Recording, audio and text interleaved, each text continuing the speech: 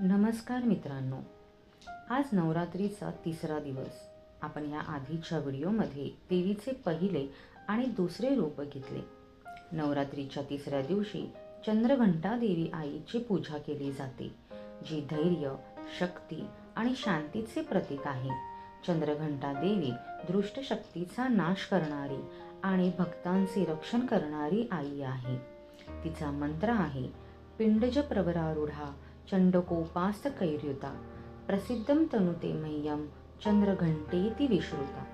अर्थ आहे पिंडाच्या म्हणजेच सर्वोच्च स्थान किंवा भक्तांच्या कल्याणासाठी सर्वोत्तम आसनावर आरूढ असलेली, चंड प्रचंड कोपाने युक्त, दृष्टांचा विनाश करण्यासाठी शस्त्र धारण केलेली आणि चंद्रघंटा नावाने प्रसिद्ध असलेली माता माझ्यावर प्रसन्न होऊ दे आणि मला आशीर्वाद देऊ दे. या देवी सर्वभूतेषु मा चंद्रघंटा रूपेण संस्थिता. नमस्तस्यै नमस्तस्यै नमस्तस्यै नमो नमः. पूजा करताना हा मंत्र म्हणावा. ओम देवी चंद्रघंटाय नमः. ह्या बीज मंत्राचा पूजा झाल्यावर 108 वेळा जप करावा. मनातील भीती दूर होऊन मनाला शांती, समाधान प्राप्त करण्यासाठी ह्या मंत्राचा वापर केला जातो. चंद्रघंटा देवी ही मणिपूर चक्राशी संबंधित आहे. हे चक्र शारीरिक ताकद, आत्मविश्वास आणि आत्मसन्मानाचे केंद्र मानले जाते.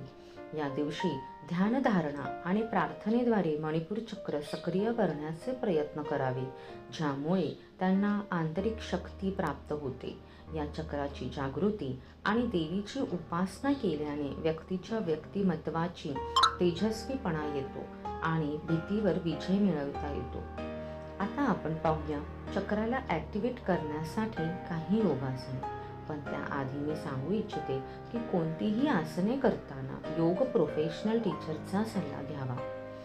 नौकासना, भुजंगासना, कुंभकासना, पश्चिमोत्तासना, प्राणायाम मध्ये कपालभाती आणि उडियान बंद हे काही योगासने आहेत. पुन्हा भेटू उद्या देवीच्या चौथ्या रूपासह.